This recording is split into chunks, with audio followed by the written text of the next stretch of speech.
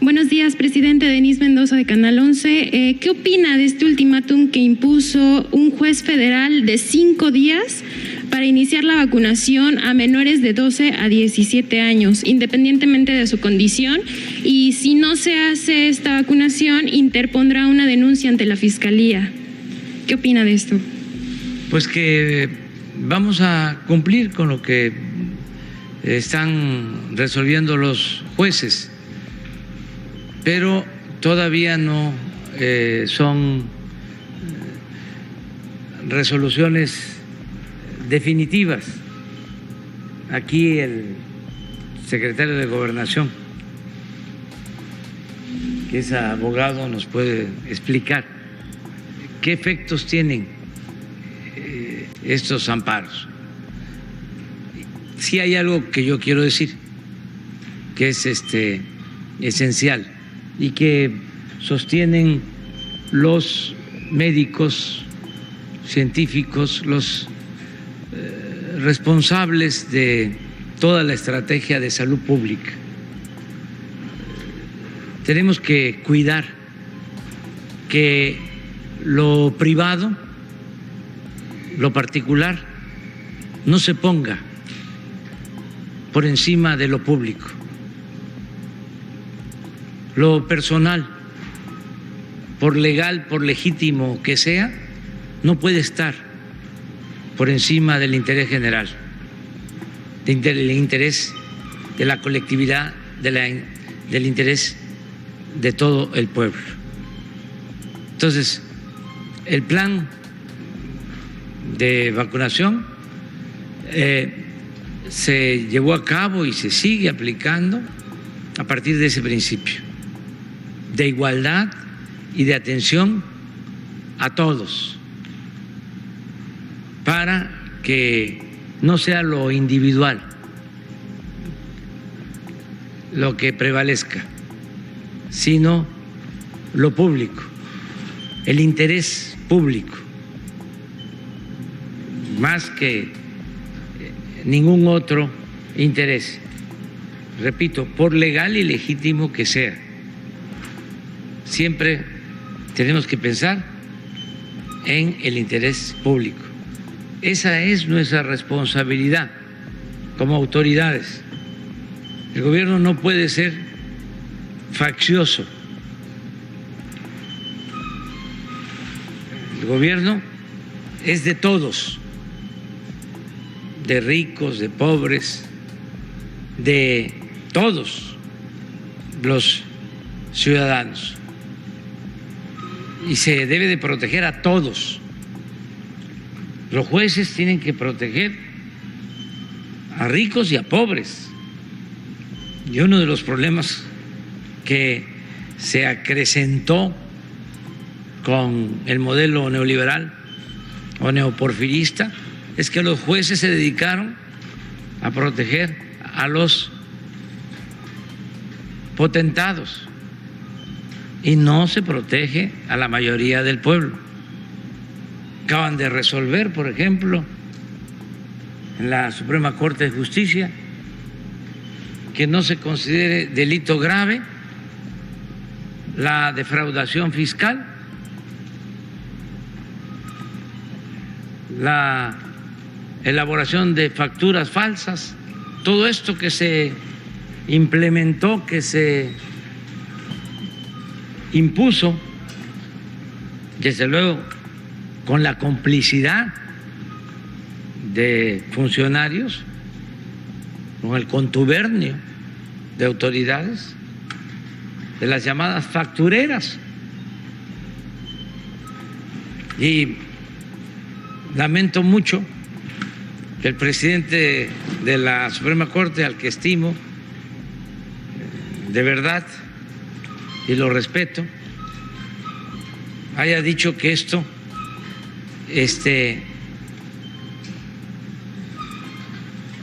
no afecta a los pobres, o que es a los pobres a los que se les protege, si no van a la cárcel los factureros o los defraudadores fiscales? Si la mayoría de los pobres paga impuesto básicamente por la mercancía que compra en el IVA, la mayoría de los pobres no pagan impuestos sobre la renta porque no tienen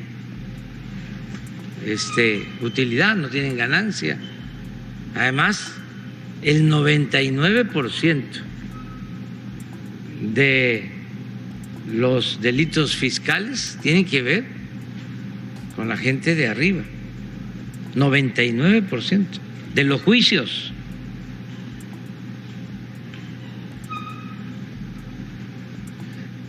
Entonces, ya basta de que solo se proteja a los que tienen mejor posición económica.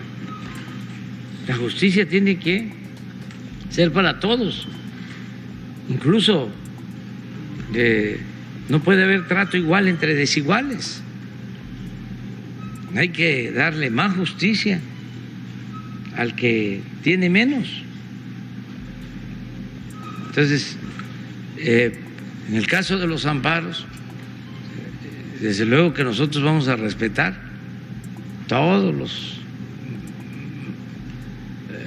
mandatos del Poder Judicial, no vamos a incumplir con ninguna responsabilidad legal, pero es muy notorio que si queremos enfrentar a las empresas extranjeras que se han dedicado a medrar con el comercio de la energía eléctrica, ahí están los jueces mexicanos protegiéndolos. Si queremos combatir la corrupción, ahí están los del Poder Judicial protegiendo a corruptos, a los de arriba. Eso se tiene que ir cambiando poco a poco. Y además, hablar más sobre los efectos de estos amparos, porque se dice, ya se amparó. Hubo una vez un amparo que publicó Reforma, el periódico Reforma, pues que es de esa corriente conservadora, diciendo ya están obligados todos, las autoridades, a vacunar a los niños. Y no es cierto. Se concede un amparo para proteger a una persona, pero no puede hacerse extensivo, que es algo como lo que tú estás planteando. Esa vez lo puso Reforma en 8 columnas, ¿no lo tendrán por ahí? Para que también vayamos todos sabiendo de cómo funciona el derecho de amparo, que tenemos que defenderlo,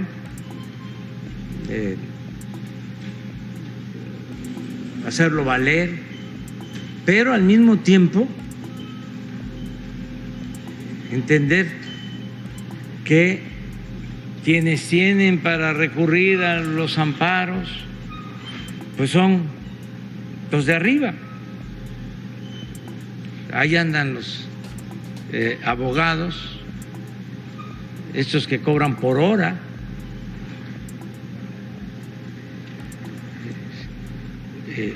asesorando a las grandes empresas saqueadoras, a los corruptos y ganando en juzgados porque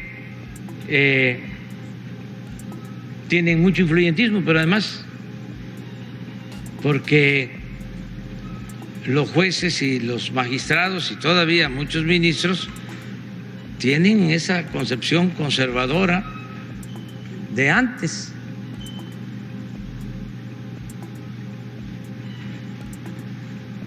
Esta primera plana. Emplazan al gobierno a modificar política nacional. ¿Saben que en el fondo, independientemente de oponerse a nosotros, lo que les molesta es lo público? Les molesta mucho, les molesta, aunque parezca increíble, que la educación pública sea gratuita. Acuérdense cómo querían cobrar, hasta en la UNAM, para no dejar de hablar de la UNAM. Querían cobrar cuotas, poner al mercado la educación como si fuese una mercancía, cuando la educación no es un privilegio, es un derecho del pueblo. Les molesta muchísimo que la salud sea pública y gratuita.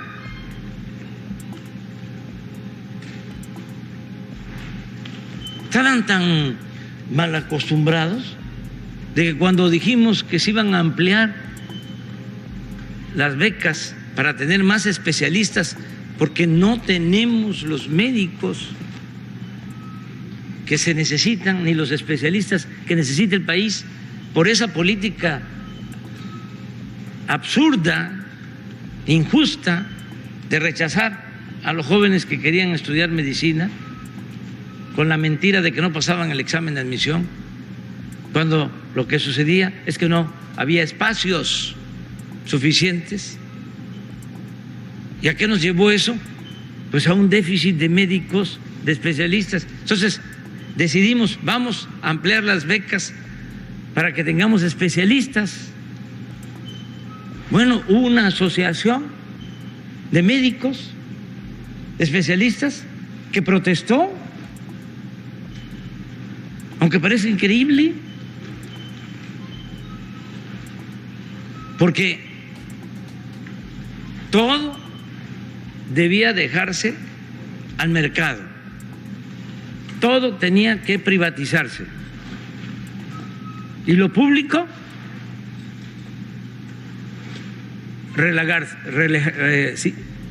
hacerse a un lado.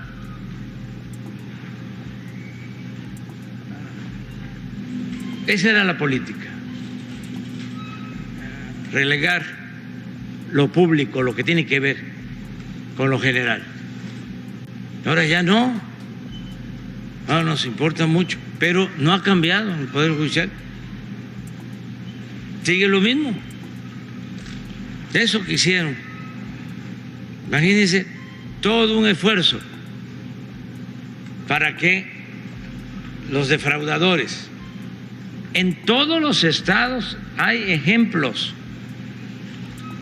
de factureros. Habían factureros con aviones particulares, despachos de los más fifís, dedicados a emitir facturas falsas, a defraudar. ¿Qué significa eso? Porque la Corte resuelve de que no deben de ir a la cárcel porque se les afectan sus derechos humanos. ¿Qué nos afectan los derechos humanos de todo un pueblo cuando no ingresan recursos suficientes a la hacienda pública, que son los que se necesitan para apoyar a la gente, para garantizar la educación, la salud, el no darle la oportunidad de trabajo a los jóvenes y que se les empuje a tomar el camino de las conductas antisociales? ¿Qué no es eso promover la violación de los derechos humanos? dejar a la gente en la pobreza porque el Estado no tiene para cumplir con su responsabilidad social, no tiene los recursos suficientes.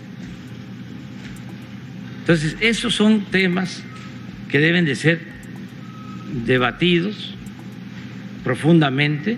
Amigos, gracias por llegar al final de este video. Te invitamos a formar parte de esta tu comunidad Nota Gorda. ¿Cómo? Suscribiéndote y activando la campanita, que no tiene ningún costo. De igual forma, ayudándonos compartiendo y dejándonos tu like para poder llegar así a todos esos mexicanos que todavía nos hacen falta.